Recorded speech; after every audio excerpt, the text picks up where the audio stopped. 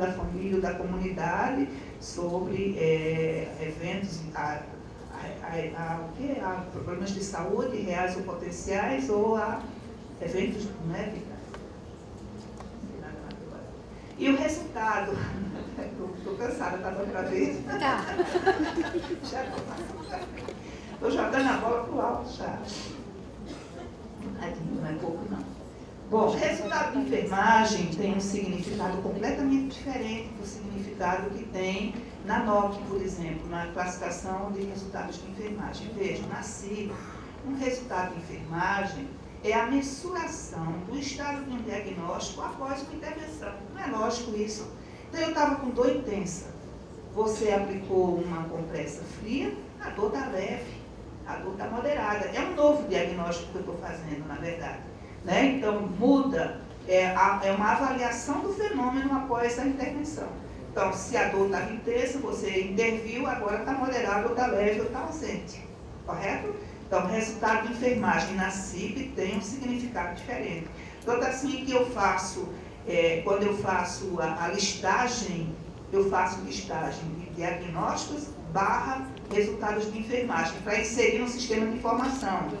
Não é no plano de cuidados, não. Num sistema de informação, eu insiro diagnóstico e resultados como sendo um único item, porque eles têm essa característica. O resultado é a avaliação do diagnóstico inicial após uma intervenção. Como é que eu construo um enunciado de um diagnóstico? Obrigatoriamente, eu tenho que dizer qual é o foco. Né? Qual é o foco? E tenho que fazer o julgamento sobre aquele foco. Há alguns diagnósticos que já contêm uma avaliação. O fenômeno de dispneia, por exemplo, ele já contém uma avaliação. Né? Eupineico, dispneico, eupneia, dispneia. Eles têm uma avaliação contida. O prefixo já diz o estado da respiração. Mas eu posso dizer dispneia intensa, dispneia moderada, dispneia leve, né? Dependendo da dificuldade respiratória. Verdade? Então, alguns já parecem conter, mas a gente tem que ver se há uma possibilidade de julgamento. Né? Eu posso incluir termos adicionais conforme a necessidade, falando sobre o foco, mais termos do foco, do julgamento ou de outros eixos da classificação. Qual a exceção? Na elaboração de uma afirmativa de diagnóstico de resultado, eu nunca vou usar um termo do eixo ação.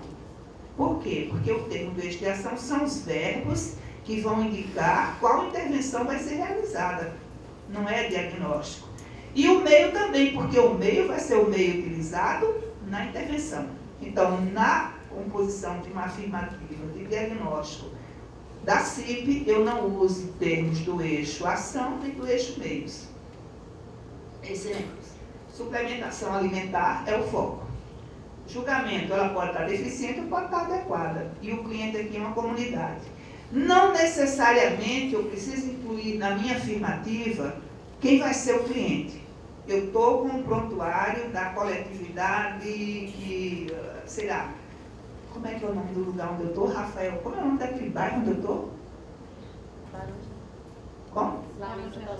Sim. Barão Geral. Pronto, d'accord. De uma coletividade do Barão Geral. Né? Eu preciso dizer, se o prontuário é dessa coletividade, eu preciso dizer que o diagnóstico de suplementação alimentar eficiente ou adequada é da coletividade. Não preciso, né? Posso colocar, se eu quiser, ser muito específico. Mas fica aqui. Então, eu posso compor aqui 2 diagnósticos diferentes com esses termos. Suplementação alimentar adequada ou suplementação alimentar deficiente. Os resultados, eles podem inverter. Ele estava adequado agora, está deficiente amanhã e vice-versa, não é? E aí eu coloco ou não a comunidade. Aqui é para vocês entenderem como é que ocorre essa alteração. Eu tenho uma avaliação inicial e o paciente está com dor severa. Eu faço a intervenção e acontece uma mudança no diagnóstico. Agora ele está com dor moderada. Continuo intervindo, avalio novamente e posso chegar à conclusão que não houve mudança no diagnóstico. A despeito da intervenção, ele continua com dor moderada. Então, o fenômeno ainda está presente. Uma intervenção de enfermagem na CIP é considerada como uma ação realizada em resposta ao diagnóstico de enfermagem. Está muito rápido, estão acompanhando o raciocínio, né? Ela não é um sistema de classificação que é fácil da gente aprender o modo como ela se coloca, não é uma coisa difícil de estudar. Né? Bom, intervenção então seria a ação realizada em resposta ao diagnóstico de enfermagem, visando o alcance de um resultado de enfermagem. Né? Então, como é que eu construo? Eu uso obrigatoriamente um termo do eixo ação, porque eu tenho no mínimo que dizer o que é que eu vou fazer. Né? Então, se eu vou instruir, se eu vou administrar uma medicação, ou se eu vou aplicar uma bandagem, ou se eu vou ensinar técnica de treinamento, técnica de quê? Bexiga? De relaxamento. Bom, não importa. Então, eu tenho aqui, o verbo é obrigatório, correto? Eu posso incluir pelo menos um termo-alvo. Orientar o paciente. Aí você vai dizer, mas essa intervenção está incompleta. Claro que você vai querer saber qual é o aspecto que você vai, né, se eu fosse ler a sua intervenção, mas você vai orientar sobre o quê? Então, isso é o complemento necessário. Né? É um complemento que se impõe. Às vezes, o complemento de fato se impõe. Tudo isso é termo-alvo.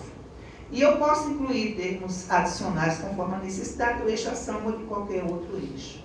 O que é que eu não posso incluir numa afirmativa de uma intervenção de enfermagem? Julgamento. Julgamento é um termo que só se aplica ao diagnóstico ou ao resultado. Não é? Eu não vou dizer, até posso avaliar depois que a orientação foi péssima. Isso é um julgamento. Mas não é, eu estou avaliando o processo e não elaborando a intervenção. Compreende a diferença? Bom, então o julgamento eu não vou incluir na formulação das minhas intervenções. Tem aqui um exemplo, orientar, a ação vai ser orientar, o foco vai ser nutrição, o cliente vai ser a família e os meios vai ser material institucional. Orientar a família sobre nutrição usando material institucional. Quem é da atenção básica aqui?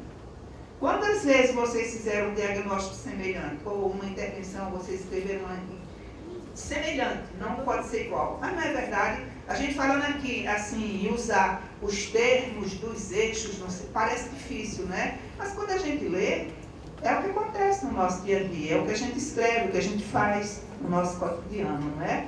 Outro exemplo, ação, aplicar. Qual vai ser o foco? Vai ser a dor. Necessariamente vai estar presente? Não. O cliente vai ser uma pessoa. Por que eu sei que vai ser uma pessoa? Porque eu estou falando aqui que a localização é a articulação do cotovelo direito. Não conheço nenhuma coletividade humana que tenha articulação do cotovelo direito. Não é? Então só pode ser uma pessoa que eu estou falando. Como é que ficaria a intervenção escrita? Aplicar compressa quente na articulação do cotovelo direito. Eu devo ter feito o diagnóstico de dor na articulação do cotovelo direito. E daí, a intervenção para esse diagnóstico deve ser aplicar a compressa quente na articulação do cotovelo direito. Então, eu tenho aqui um termo do eixo ação, um termo do eixo meios e a localização em que a ação vai ocorrer. Muito bem. Como é que a CIP tem evoluído em termos de número de termos contidos lá, não é? Em 2005, quando foi divulgada a CIP 1.0, um total de 1.658 termos distribuídos nos 7 eixos. Né? Em 2008, quando foi divulgada a CIP 1.1, que só foi divulgada e que só está disponível na internet, foram acrescentados 376 termos.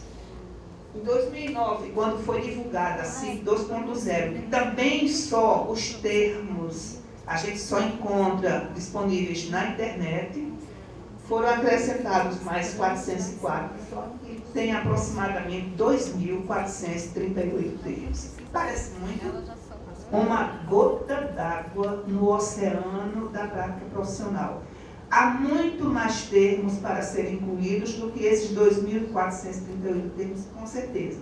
Então, a gente precisa estar constantemente contribuindo para a expansão da CIP, para que ela tenha, de fato, esse caráter de representar a enfermagem no âmbito mundial e em todos os ambientes da prática profissional. Tá? Como é que eu uso a CIP? Eu posso empregá-la numa versão, numa inserção dos termos num sistema computadorizado. Eu posso usar o modelo de 7 eixos também para compor. Eu tenho que falar disso com muito cuidado, porque tem uma colega minha aqui que anda usando o termo de uma forma muito, no mínimo, extravagante. Não é, Alexandra? Estou falando de você, senhorita. Do termo catálogo. Eu posso usar o modelo de 7 eixos para compor catálogos CIP para populações específicas ou para unidades específicas da prática e assim por diante. Né? E os padrões de dados que não estão ainda inseridos, eles podem ser sugeridos para fazer parte desse núcleo de termos, núcleo de dados do Conselho. Né? E o sistema se retroalimenta e vai cada vez mais expandindo. Vou falar um pouquinho em seguida.